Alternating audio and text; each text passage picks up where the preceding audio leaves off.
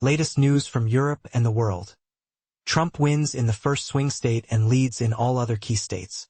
Republicans secured a majority in the Senate in the U.S. congressional elections, news agencies and Fox News reported, citing voter polls and preliminary vote counting.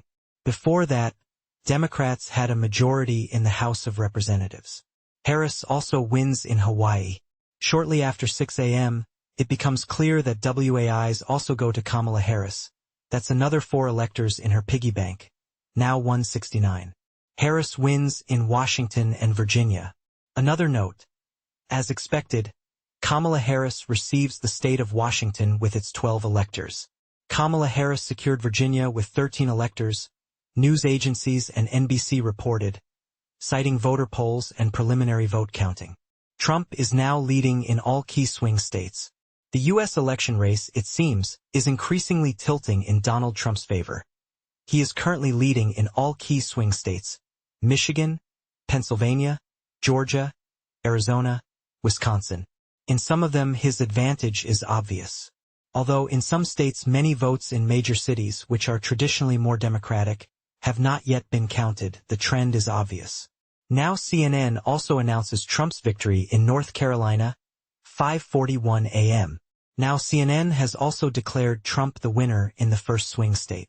Thus, Trump gets 16 electors from North Carolina. Major newspapers. Trump won in the swing state of North Carolina. The New York Times and the Wall Street Journal, along with the AP News Agency, announced the selection of the first swing state. According to this, North Carolina will go to Trump, as it did in 2020. CNN is not in a hurry to make a decision on this matter yet. Harris wins in Oregon. As expected, Harris receives Oregon, adding another 8 electors, now 153.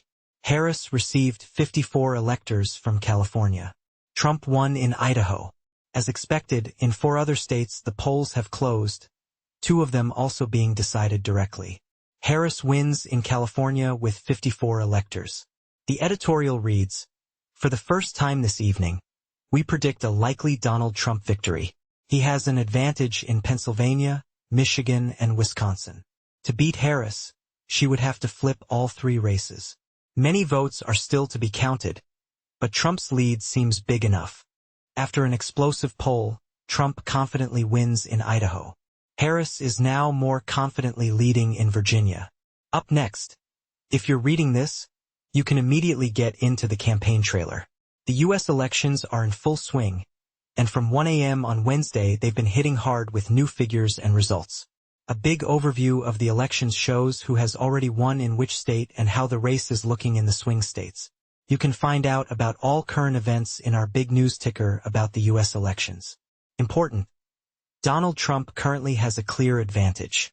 However, as you can read in the lists below, both candidates have so far mainly won in states that were clearly predicted beforehand.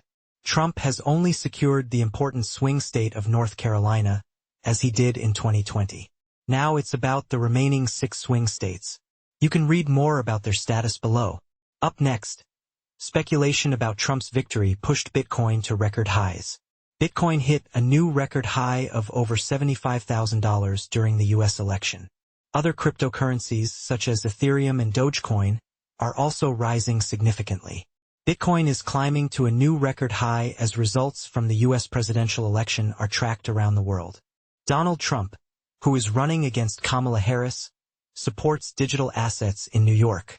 Bitcoin has passed the $75,000 mark, 8% higher than the previous record.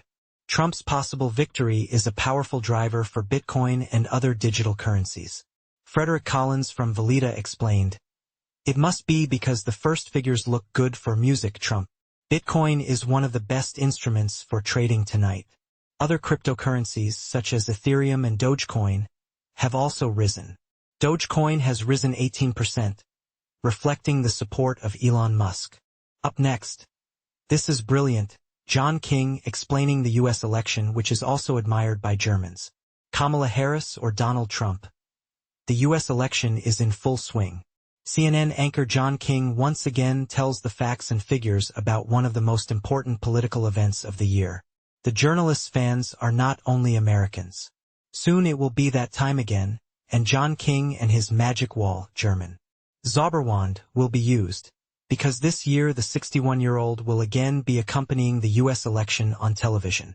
When it's Kamala Harris versus Donald Trump, most major U.S. media outlets are broadcasting the elections live, including CNN. John King is the most important person here. The journalist has established himself as someone who clarifies elections, existing election results, and gives viewers an overview of the current state of the presidential election.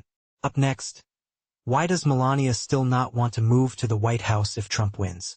If Donald Trump is actually re-elected as U.S. president, moving to the White House is on the agenda. But he would probably have to do it without his wife Melania. On November 5th, it will be decided who will enter the White House. Harris, 60, or Donald Trump, 78. The President of the United States. If the former U.S. President wins the race against the U.S. Vice President, Donald will be returning to Washington, D.C. But will his wife, former First Lady Melania Trump, 50, follow him? Anonymous sources close to the Trump family believe Melania is likely to refuse to move. Speculation about anti-positivity has accused Kamala Harris of fraud. American internet users are outraged by Harris's behavior with voters and accuse her of fraud. Hours before the polls closed, the presidential candidate arrived at the Democratic headquarters in Washington. In the footage, she can be seen flipping her phone and showing the screen, which simply has the camera open. VK users boldly suggested that Harris was just mimicking a call and wasn't actually talking on the phone to voters. In late October, Americans became concerned that Kamala Harris wasn't refraining from drinking alcohol in the presence of journalists, and the U.S. military has been put on alert due to possible unrest following the announcement of the election results. Up next, who won? Harris won because in the final split screen her rally in Pennsylvania overshadowed Trump's lackluster finish. The state of Michigan. At his penultimate rally in Pittsburgh before heading to Grand Rapids, Donald Trump said, "The only way we can fail this is if you fail it," accusing his supporters of losing on Election Day in Grand Rapids. Read the reporter's quote. When they waited for him well past midnight, more than 2 hours late, at least some of his supporters suggested it was Trump who lost. 68-year-old Betty Morton, who came here from Greensburg, Indiana, in search of a last chance in life, said that if Trump loses, it will be because of the women, the things for women's rights. And she pointed to his rally at Dyson Square Garden. They should have checked him more, said about comedian Tony Hinckley, who called poor Tarek a floating island of garbage. I really picked on the swing district of Kent. Arriving after midnight, the rows of seats in the upper bowl of Vandal Arena, the home arena of the Griffins, a minor league hockey team, were empty. They were draped with mourning black cloth. It was raining outside. It's a little hard to do 4 of them in one day, but not because the love wasn't incredible, Trump said when he finally took the stage. Trump is his worst enemy, said a developer named Randy, who came here from northwestern Indiana and refused to give his last name because of the nature of his work. If he was a more traditional candidate, he'd be traveling. He's talking nonsense, and the press is taking it out of context. But he's still talking nonsense. Up next, the world awaits America. Tens of millions of voters are heading to the polls as the bitter campaign between Trump and Harris comes to an end. This could be the end of the beginning after the most dramatic of election races, in which one candidate dropped out just 3 months before the finish line, and his opponent was nearly killed. The race for the next president of the United States will soon be over. That is, except for counting and likely recounts, court battles, disputed decisions, appeals, angry protests, and wild conspiracy theories explaining how the losing side was robbed of victory. On Monday evening, the 2 candidates concluded their campaigns by focusing on the biggest prize of all states, Pennsylvania, with 19 votes in the U.S. Electoral College. The state is expected to play a decisive role, offering the winner a clear path to power. At a crowded final rally in support of Vice President Kamala Harris in Philadelphia, the state's largest city, the music of Ricky Martin and Lady Gaga played, as well as a performance by Harris's husband, Doug Emhoff. TV star Oprah Winfrey also gave a speech, introducing Harris to the cheering crowd of tens of thousands. They joined in the singing on the rocky steps leading to the Museum of Art, a city landmark made famous by the Sylvester Stallone boxing film. People waited for the vice president for about 4 hours. Harris, the Democratic candidate, called the famous steps a tribute to those who start as outsiders and go on to win. "The race is not over," she said, "and we must finish strong. And this may be one of the closest races in history. Every vote matters. You will decide the outcome of this election." Pennsylvania. Up next. American political experts are preparing for the most unpredictable election of their careers. Washington's political class has faced an uncomfortable and unprecedented reality. This is the most unpredictable election of their careers. The presidential race is statistically tied in all 7 states, making a clear victory for Donald Trump or Kamala Harris, or something in between, about equally likely. Republicans have a good chance of flipping the Senate, but they are not ruling out the possibility that Democrats could gain a key seat in the Republican Party in Texas or Florida.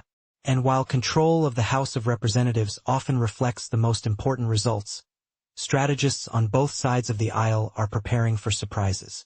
Never before in modern political history has there been so much uncertainty leading up to Election Day with such a wide range of possible outcomes. The only intellectually honest answer is to say, "I don't know," said G.S. Hay, a veteran Republican strategist and former director of communications for the Republican National Committee. "Everything I see contradicts itself." POTUS's Alice Doyle, a Democratic strategist and former campaign manager for Hillary Clinton in 2008, said these are the most unpredictable elections in her more than 3 decades of working on presidential campaigns. "Usually I believe the House goes where the president goes. It's kind of a standard," Alice Doyle said. "But I don't think that's the case here. In some of these states where you're still seeing some Senate races going either die or AR full-blown. And it's confusing. I don't think anyone knows what it will turn into. And the people who tell you they know, I think they're lying to you or drinking the Kool-Aid," she added. Up next. Trump should concede and play golf if he loses, says British ally Farage. The leader of Britain's Reform Party said the former president should go and play golf if he loses for the second time. Donald Trump should acknowledge the results of the U.S. election if he loses to Kamala Harris, said the main ally of the Republican presidential candidate in Britain.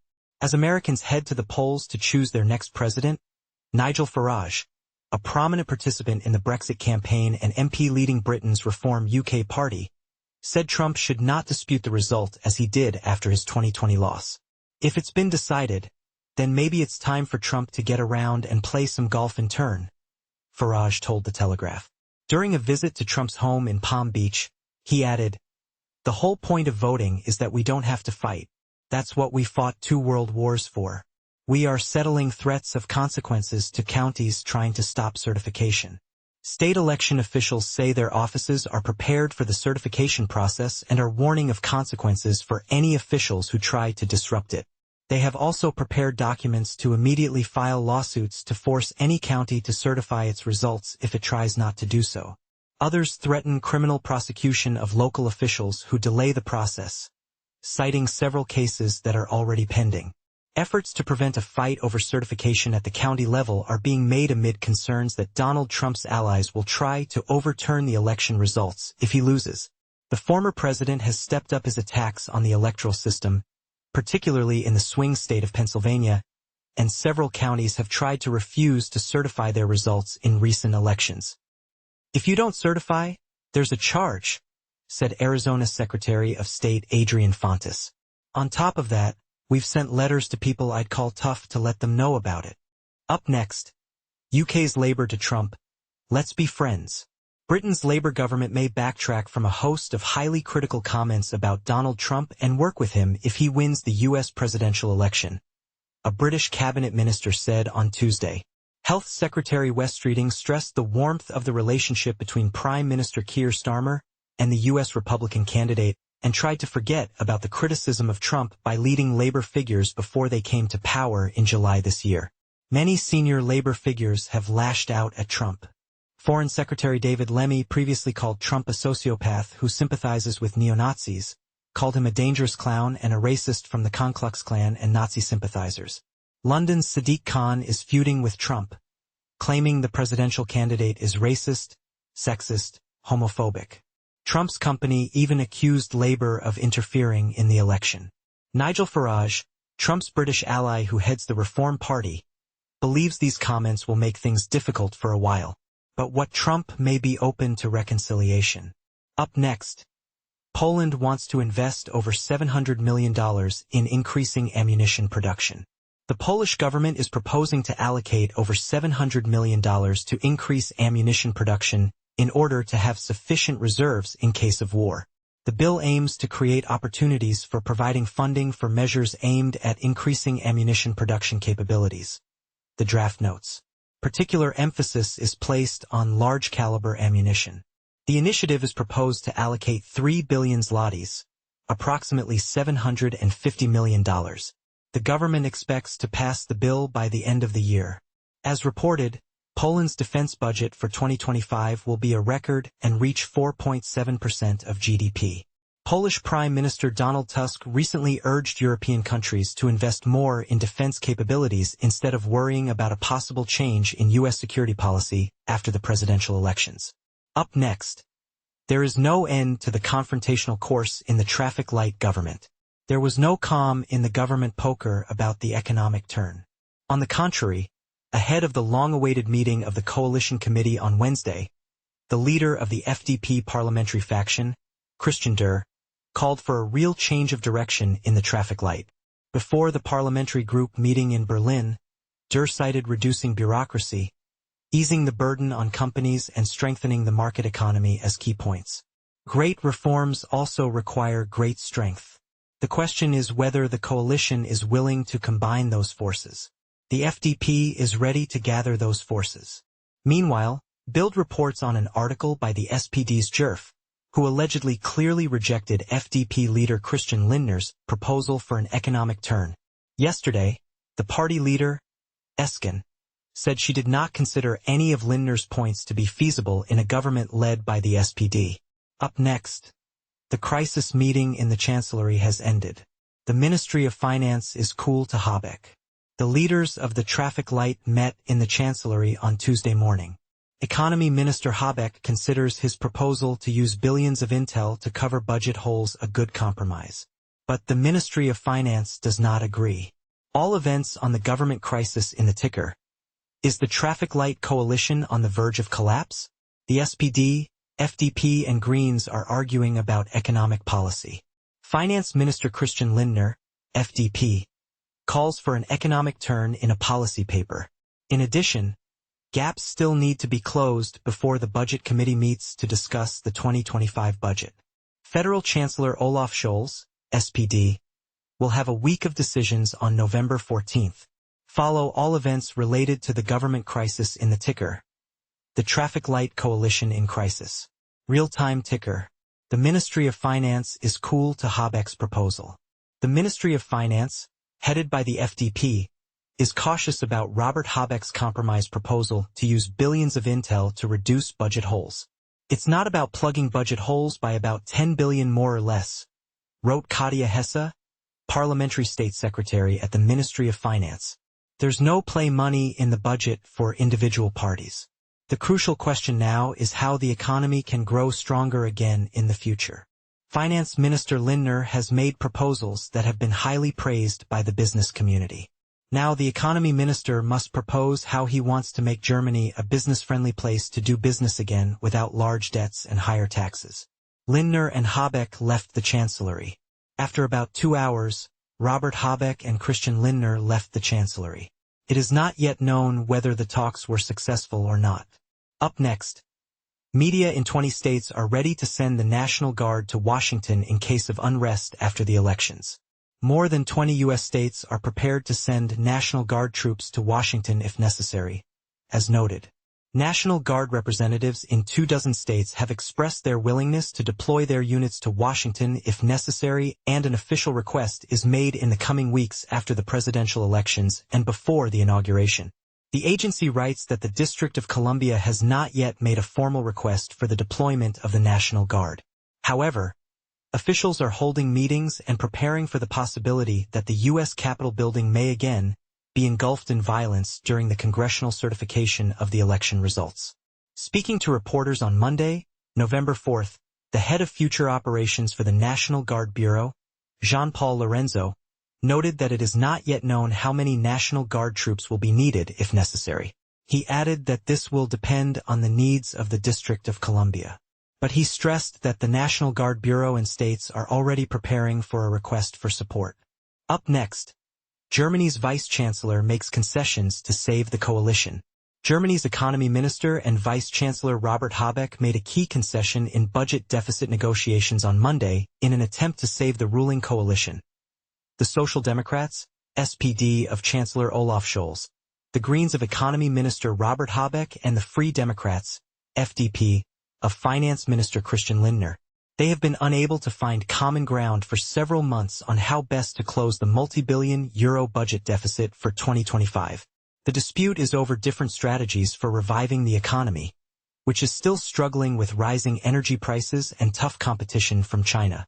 In recent weeks, Habeck and Lindner have presented plans that are completely contradictory. At the same time, Lindner and Scholz have held competing business summits, highlighting the disagreements within the coalition.